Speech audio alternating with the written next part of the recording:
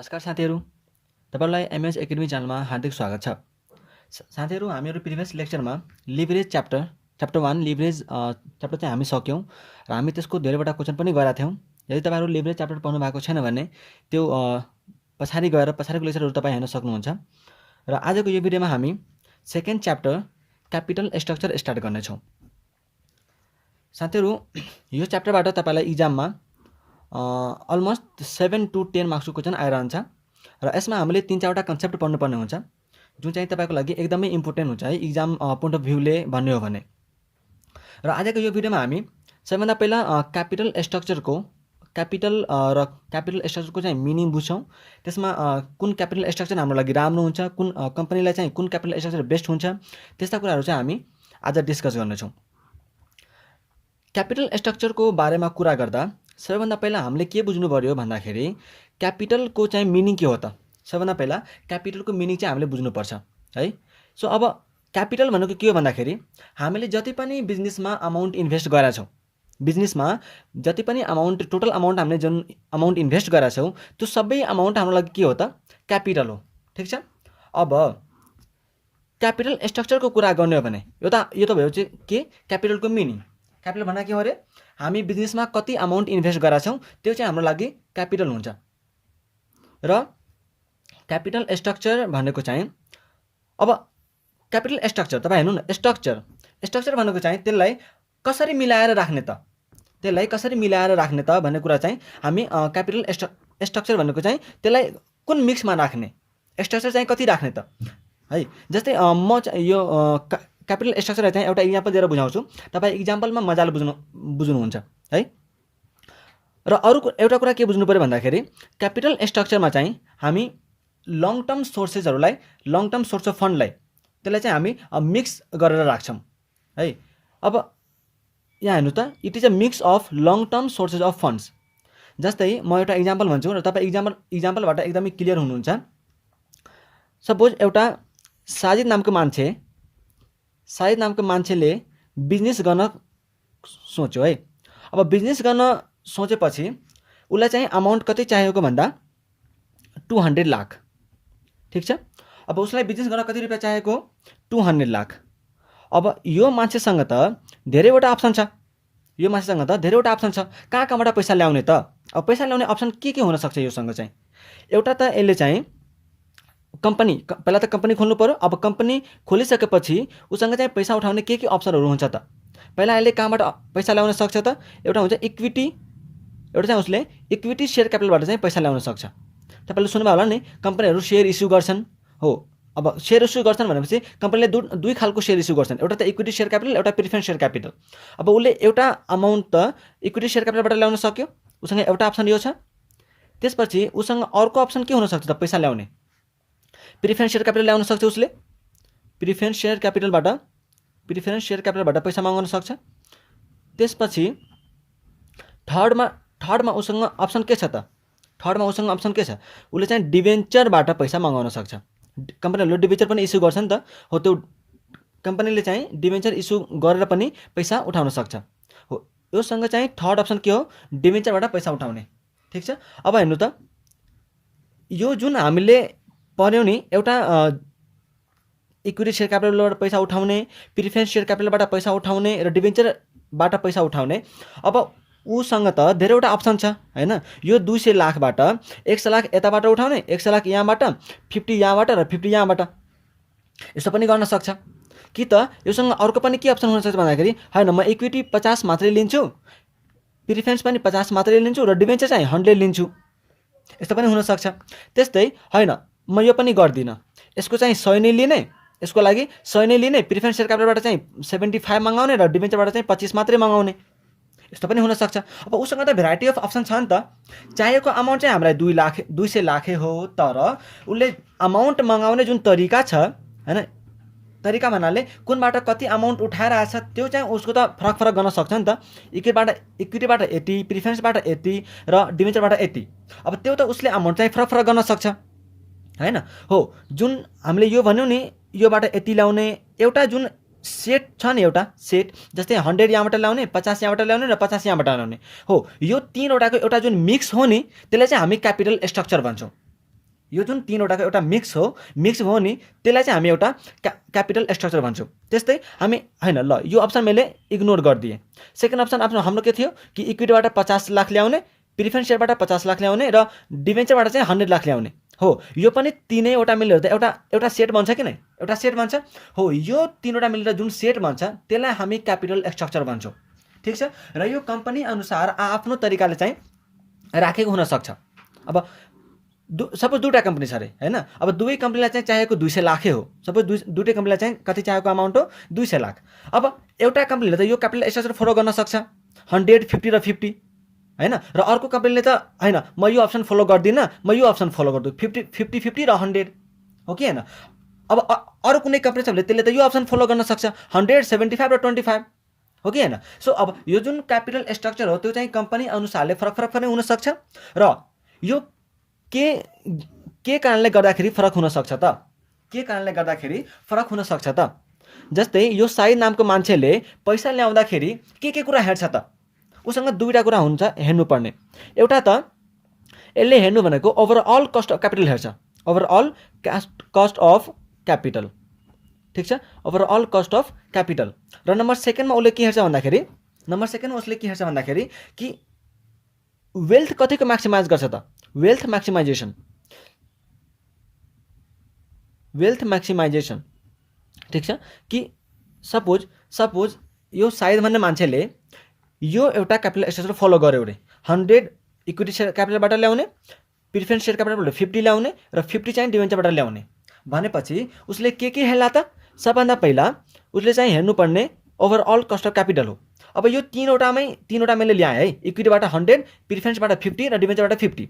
Suppose अब equity ल्याउँदा त हामीले केही न केही त कस्ट लाग्छ होला। इक्विटी सेयर क्यापिटलबाट ल्यायो भने हामीले इक्विटी डिभिडेन्ड तिर्नुपर्छ, प्रिफरेन्स सेयर क्यापिटलबाट पैसा मगायो भने 50 लाख मगायो भने त हामीलाई प्रिफरेन्स डिभिडेन्ड तिर्नुपर्छ।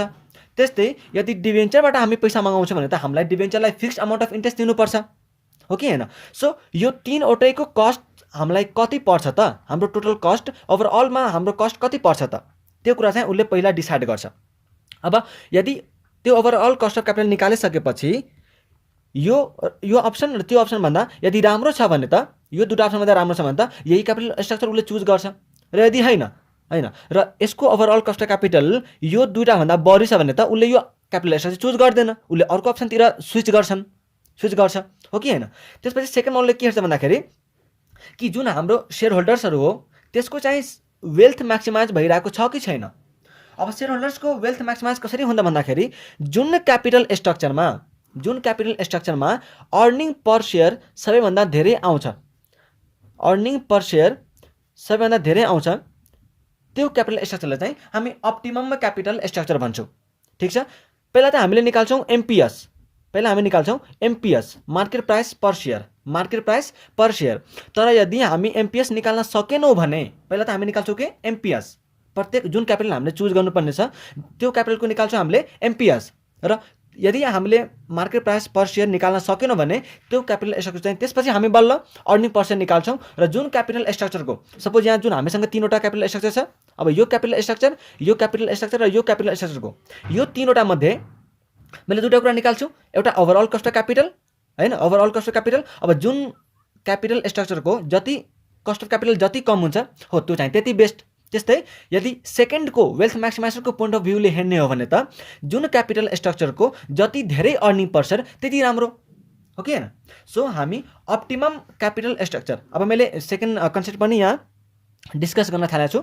अप्टिमम क्यापिटल स्ट्रक्चर कसलाई माने त, अप्टिमम क्यापिटल स्ट्रक्चर भनेको जुन क्यापिटल स्ट्रक्चरको overall cost of capital minimum हुन्छ र वेल्थ म्याक्सिमाइजेसन चाहिँ म्याक्सिमम हुन्छ। ठिक छ, जसको चाहिँ कस्ट धेरैभन्दा धेरै कम र अर्निङ पर सेयर वेल्थ म्याक्सिमाइजेसन चाहिँ सकेसम्म धेरै हुन्छ, त्यो चाहिँ हाम्रो के हुन्छ त अप्टिमम क्यापिटल स्ट्रक्चर। र मैले के भनेको थिएँ, यो जुन क्यापिटल स्ट्रक्चर हो, यो जुन क्यापिटल स्ट्रक्चर छ त्यो चाहिँ अब कम्पनीको आवश्यकता अनुसारले होइन र कम्पनीलाई चाहिँ कतिको आवश्यकता परेछ त र त्यसको कस्टको अनुसारले पनि हेर्न सक्छ। र त्यसपछि यदि हामी अब एउटा कुरा हामीले के गर्छौँ भन्दाखेरि क्यापिटल स्ट्रक्चरमा हामीले जुन इन्कम स्टेटमेन्ट हामी लिभरेज पर्दाखेरि बनाएको थियौँ नि, जुन इन्कम स्टेटमेन्ट हामी लिभरेज पढ्दाखेरि बनाएको थियौँ त्यो चाहिँ फर्स्ट लेक्चरमा छ। तपाईँ यदि हेर्नु भएको छैन भने त्यो चाहिँ गएर हेर्नु होला। त्यही इन्कम स्टेटमेन्ट यहाँ पनि सेम टु सेम हुन्छ है। जुन इन्कम स्टेटमेन्ट हामी लिभरेजमा बनाएको थियौँ हो सेम स्टेटमेन्ट यहाँ पनि काम लाग्छ। कामै लाग्ने होइन, सेम टु सेम त्यही हो यहाँ पनि। ठिक छ, अब मैले क्यापिटल स्ट्रक्चरको बेसिक चाहिँ यहाँ क्लियर गरेँ है। तपाईँहरू यहाँसम्म बुझ्नुभयो होला। र त्यसपछि म अब इक्जामको प्याटर्नमा जान्छु है। इक्जाममा कस्तो क्वेसन सोध्छ होइन, कस्तो क्वेसन सोध्छ मतलब तपाईँलाई के कस्ता इन्फर्मेसन दिन्छन् र के निकाल्न चाहिँ भना हुन्छ। ठिक छ, अब सबैभन्दा यदि बेसिक क्वेसनको बारेमा कुरा गर्ने हो भने बेसिक क्वेसनको बारेमा कुरा गर्ने हो भने तपाईँलाई उसले चाहिँ धेरैवटा क्यापिटल स्ट्रक्चर दिन्छ। ठिक छ, जस्तै म यहाँ एउटा इक्जाम्पलबाट सम्झाउँछु, एउटा इक्जाम्पलबाट तपाईँलाई बुझाउँछु र त्यसपछि तपाईँहरू क्लियर हुनुहुन्छ।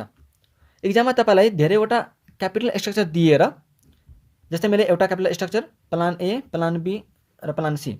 अब यहाँ उसले चाहिँ डेट भनिदिन सक्छ, यहाँ इक्विटी भनेर दिन्छ, त्यसपछि यहाँ प्रिफरेन्स भनेर दिन्छ। ठिक छ, अब उसले के भन्छ भन्दाखेरि कम्पनीलाई चाहिँ चाहिएको 100 लाख हो रे। सपोज कम्पनीलाई कति चाहिएको हो? 100 लाख हो। अब यो 100 लाखमा चाहिँ उसले के गर्छ भन्दा तपाईँलाई कसरी दिन्छ, डेटबाट चाहिँ उसले 50 लियो र इक्विटीबाट चाहिँ 50 लिन्छ र प्रिफरेन्सबाट लिँदैन। यो एउटा क्यापिटल भयो, यो एउटा क्यापिटल स्ट्रक्चर भयो। हामीले यही कुरा गरेका थियौँ। यहाँ जुन एउटा set mix of long term funds हैन, हामीले भनेको छौँ नि क्यापिटल स्ट्रक्चर भनेको mix of long term sources of funds हो। यही त हो नि। इक्विटीबाट हामीले यहाँ 100 ल्याएको थियौँ, प्रिफरेन्सबाट हामीले 50 ल्याएको थियौँ र डिबेन्चरबाट हामीले 50 ल्याएको थियौँ हैन। यहाँ हेर्नु त, अब तीनवटै फन्ड्सको यो एउटा मिक्स भन्नु नि त, यो तीनवटै फन्ड्सको एउटा मिक्स भन्नु नि त हो। त्यही फन्ड मिक्स भनेकै त क्यापिटल स्ट्रक्चर हो नि है। अब तपाईँलाई क्वेसन इक्जाममा यसरी क्वेसन दिन्छ, कम्पनीलाई चाहिँ चाहिएको 100 लाख हो र अब तपाईँलाई सपोज एउटा क्यापिटल स्ट्रक्चर चाहिँ हामीले डेटबाट 50, इक्विटीबाट 50 र प्रिफरेन्सबाट हामी ल्याउँदैनौँ। त्यसपछि चाहिँ बीमा के भन्छ, तपाईँलाई डेटबाट हामी ल्याउँदैनौँ र इक्विटीबाट 50 ल्याउँछौँ अनि प्रिफरेन्सबाट 50 ल्याउँछौँ, यसरी दिन्छ। त्यसपछि तपाईँलाई के भन्छ भन्दाखेरि सीमा डेटबाट 25, इक्विटीबाट 25 र प्रिफरेन्सबाट 25, प्रिफरेन्सबाट 50, कति भयो टोटलमा 100 हो। यसरी चाहिँ तपाईँलाई दिएको हुन्छ, र तपाईँलाई के भन्छ भन्दाखेरि कि यो कम्पनीलाई, अब कम्पनीको तपाईँले सबै इन्फर्मेसनहरू दिन्छ, इबिआइटी दिन्छ हैन, इबिआइटी दिन्छ, अब डेटको चाहिँ कति पर्सेन्टेज हो, इन्ट्रेस्ट रेट कति हो त्यो पनि दिन्छ, र यहाँ अब प्रिफरेन्स डिभिडेन्डको चाहिँ कति पर्सेन्ट प्रिफरेन्स डिभिडेन्ड तिर्नुपर्ने हो त्यो पनि यहाँ तपाईँलाई दिएको हुन्छ।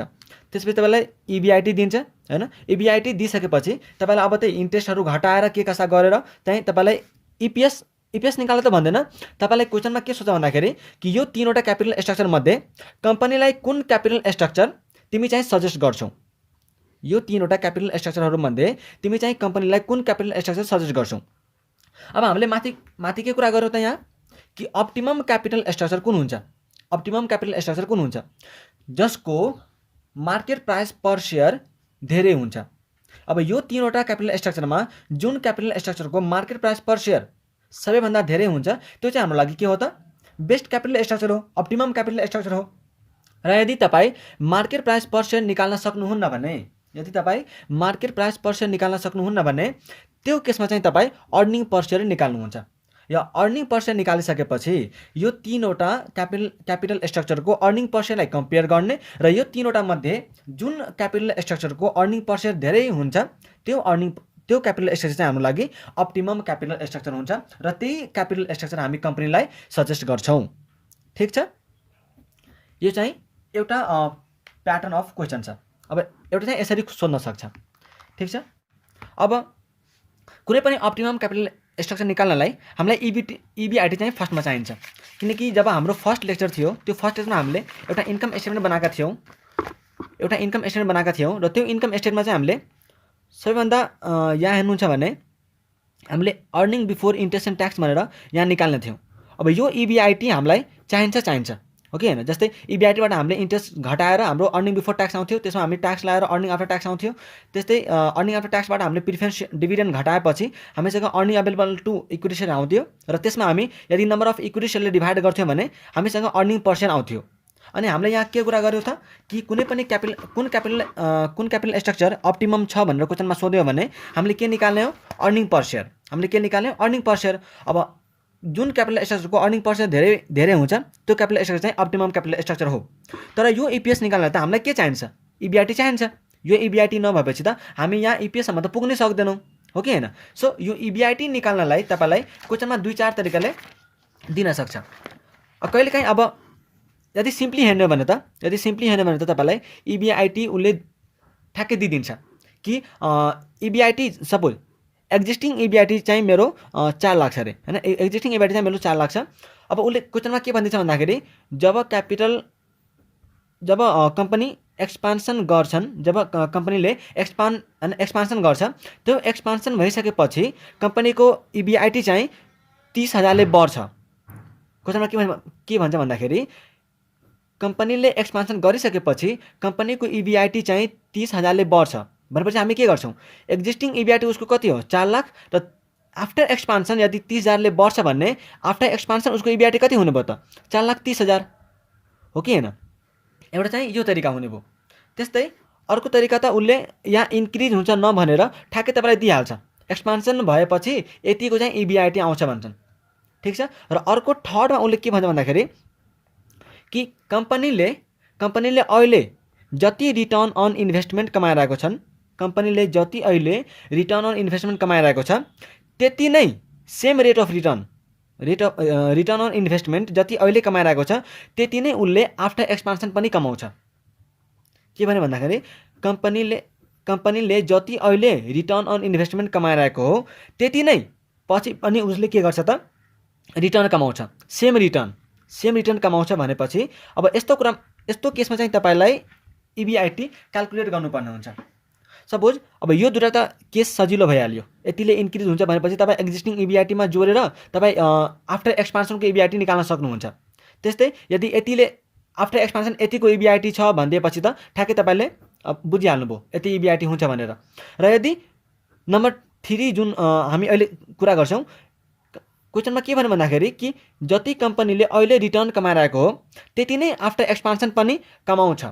अब त्यति नै कमाउँछ यस्तो खाले भन्यो भने हामीले न्यू इबिआइटी चाहिँ क्याल्कुलेट गर्नुपर्ने हुन्छ। जस्तै अब यो केसलाई हामी इक्जाम्पलबाट बुझ्छौँ। सपोज ए लिमिटेडसँग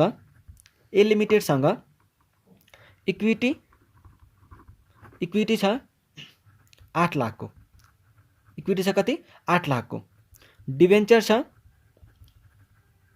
12% का इन्ट्रेस्टका दरले 10 लाखको, ठिक छ, यति भयो। र प्रिफरेन्स सेयर क्यापिटल हो, प्रिफरेन्स सेयर